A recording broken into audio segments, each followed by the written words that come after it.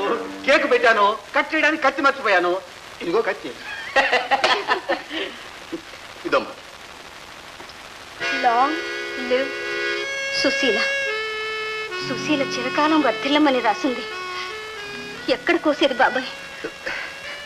పర్వాలేదమ్మా, కేకేగా కానీ.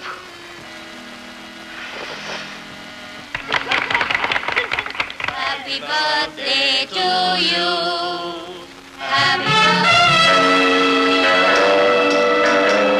birthday, dear Susie.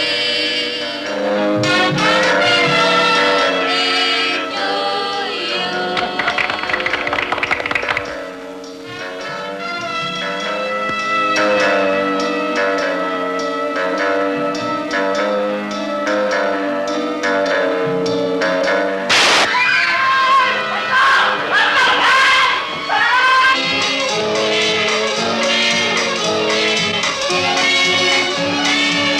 Inspector ఇటే వచ్చాడు, మీరు చూడలేదా? లేదే, నేను చప్పుడు వినే వచ్చాను. రే, మీరు అటువైపు వెళ్ళి ఎతకండి. అదండి. రండి సార్, మనం అటు వెళదాం. రండి రండి.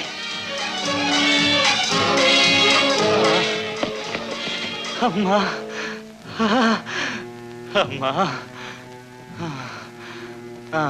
తాతగారు, ఏమిటిది? ఏం జరిగింది? సుశీల పుట్టినరోజు పండగ కదా, ఆలస్యమందిని గబగబా వస్తున్నాను. ఎవడో నల్లని ముసుగు వేషంతో నా మీద వచ్చి పడ్డాడు. పట్టుకోబోయాను, కానీ వాడి చేతిలో ఉన్న దేనితోనూ నా నెత్తి మీద కొట్టి ఈ పక్కగానే పారిపోయాడు. పట్టుకోండి పట్టుకోండి.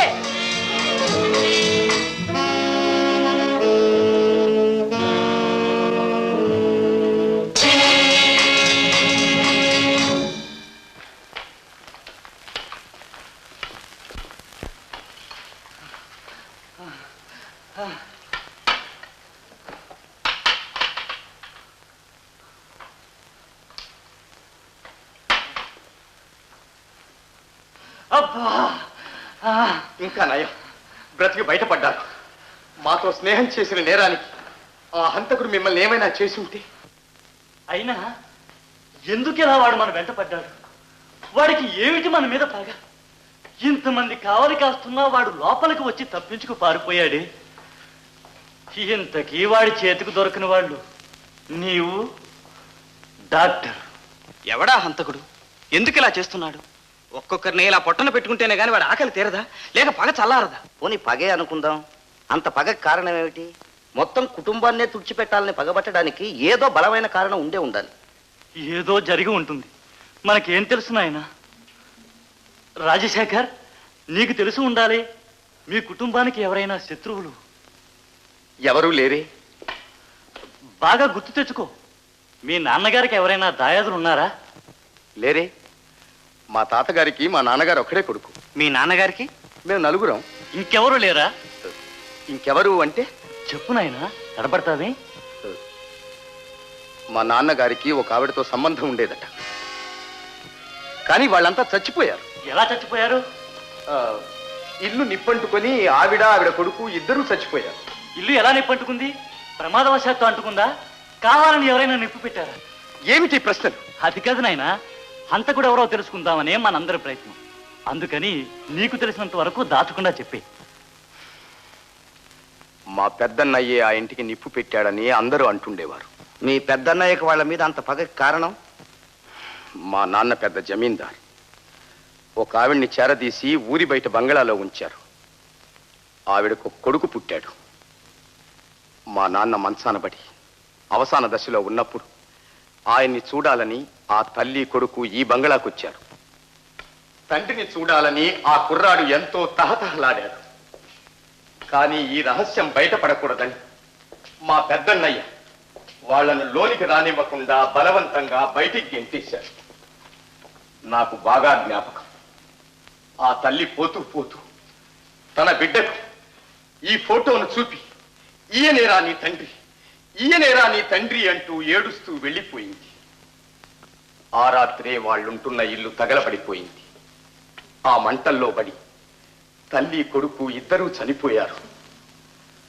ఆస్తిలో భాగానికి వస్తారనే భయంతో మా పెద్దన్నయ్యే ఆ ఇల్లు తగలబెట్టుంటాడని నలుగురు అనుకున్నారు. అయినా వాళ్ళు చావకుండా తప్పించుకుని పారిపోయి ఉండొచ్చుగా. ఆ కుర్రవాడు పెరిగి పెద్దవాడై ఉండొచ్చుగా. అతనికి ఇదంతా తెలిసి మీ కుటుంబం మీద పగపట్టి ఉండొచ్చుగా. అది కావచ్చుగా ఇది కావచ్చుగా అని ఊహించుకుని ఏం లాభం నాయన. ఉండండి మిస్టర్ రాజశేఖర్, మీ నాన్నగారు పోయి ఎన్నాళ్ళైంది? 15 ఏళ్ళు అయింది. అప్పుడు ఆ కుర్రవాడికి ఎంత వయసు ఉంటుంది? 10 ఏళ్ళు ఉండొచ్చు. Correct, 100% correct. నాతో పోరాడిన హంతకుడు కూడా సుమారు 25 ఏళ్ళు ఉంటాయి. అతనే మీరు చెప్పే కుర్రవాడు ఎందుకు కాకూడదు? అసలు అతని కుటుంబంతో ఇంత సన్నిహితంగా ఎలా ఉండగలుగుతున్నాడు? ఇన్ని హత్యలు ఇంత సులభంగా ఎలా చేయగలిగాడు? అంటే ఆనాడు లారీని ఢీకొట్టి సుశీల తల్లిని చంపింది కూడా అతనే. అతనే నన్ను రుజువేమిటి? రుజువేముంది, అయి ఉండవచ్చును అని ఊహ. లేకపోతే హంతకుడు ఫలానా అని ఎలా తెలుసుకోవటం?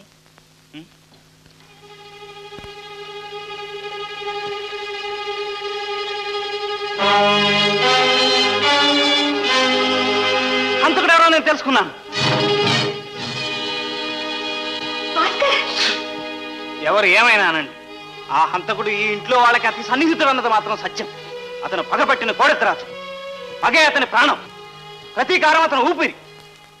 పగ సెగలతో రగిలి ఆ కళ్ళల్లో ప్రతీకార జ్వాలలు ప్రస్ఫుటంగా కనిపించింది. నిప్పులు కక్కి ఆ కళ్ళు నా కళ్ళ ముందు ఇప్పటికీ మెరుస్తున్నాయి. ఆ కళ్ళు నేను ఎక్కడో చూశాను, ఎన్నోసార్లు చూశాను. ఎక్కడో కాదు, ఇక్కడే, ఈ ఇంట్లోనే చూస్తున్నాను. అయితే ఆ హంతకుడు ఈ ఇంట్లో ఉన్నాడనా నీ ఉద్దేశం? ఈ ఇంట్లోనే కాదు, ఈ హాల్లోనే, ఇక్కడే, ఇప్పుడే మన మధ్యనే ఉన్నాడేమోనని నా సందేహం. ఆ కళ్ళని నేను చూసింది ఒకే ఒక్కసారి. అవే కళ్ళు మరొక్కసారి చూడగలిగితే ఆ ముసుగులోని ముఖం ఎవరితో పట్టేయగలను.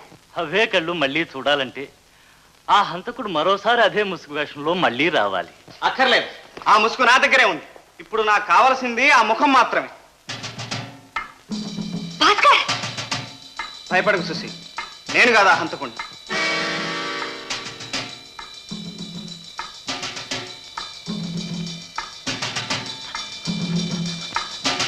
ఎందుకలా భయపడతారు?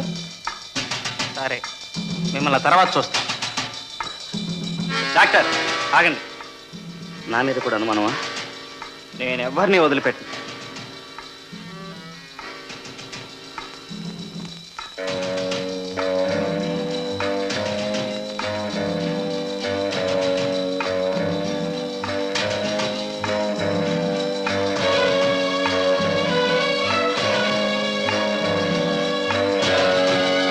నన్ను కూడా? అవును.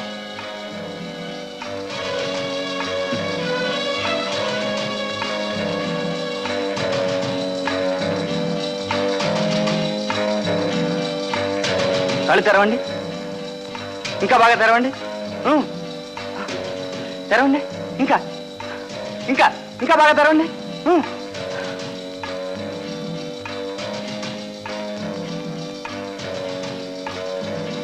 అవే కళ్ళు, అవే కళ్ళు.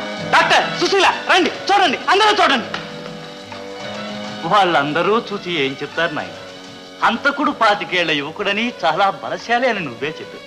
చూడు, నన్ను బాగా చూడు. నేనా యువకుణ్ణి, నేనా బలశాలిని.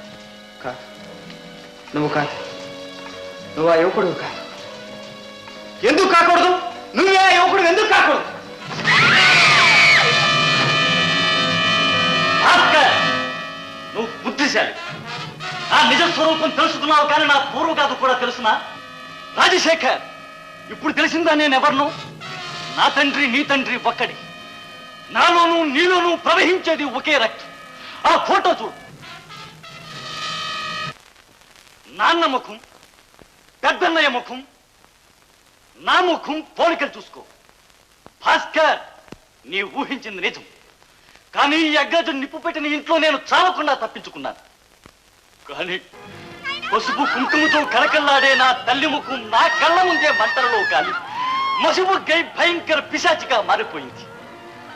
నా తల్లికి జరిగిన ఘోర అన్యాయానికి ప్రతీకారంగా ఏ నాటికైనా ఈ కుటుంబాన్ని సమూలంగా నాశనం చేసి పగ సాధిస్తారని ఆఖరి క్షణాల్లో నా తల్లి పాదాల ముందు ప్రమాణం చేశాను.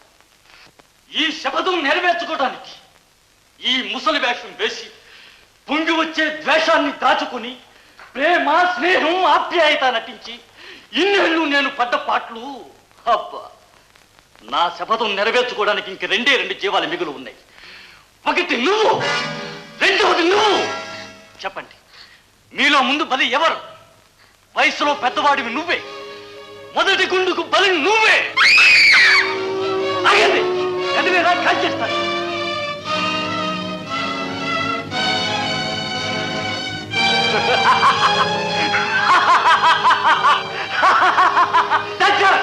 కాదు కదా బాబు, ఏదా నీకు కూడా ఒక గుండు ఖర్చు.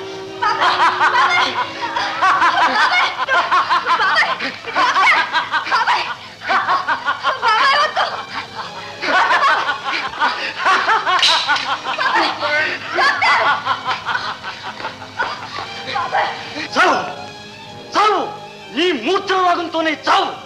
నాకు ఒక గుండు లాభం.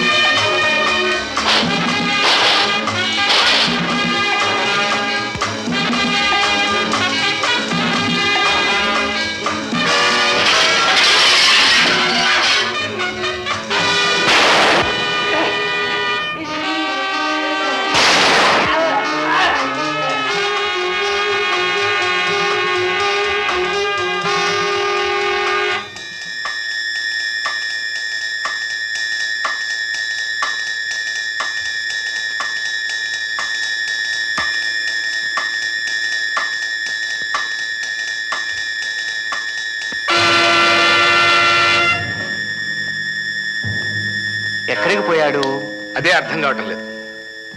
ఎటుపోయి ఉంటాడబ్బా? అరే సొరంగంలా ఉంది. Torch torch. కమాన్ కమాన్.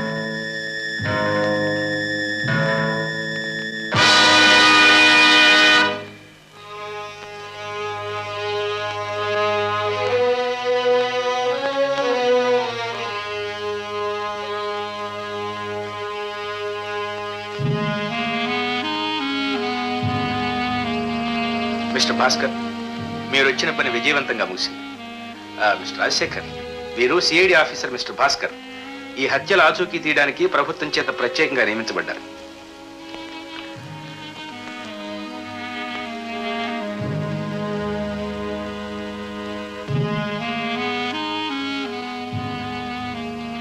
తమ్ముడు,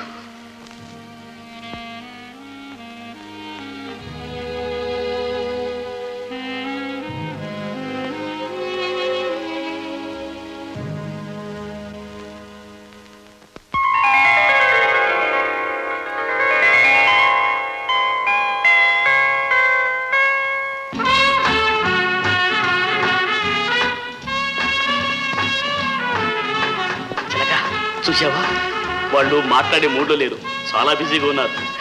మనం మాత్రం తక్కువ, మనం బిజీయే. ఓహో, మామగారా? జూలీ, అటు చూడు.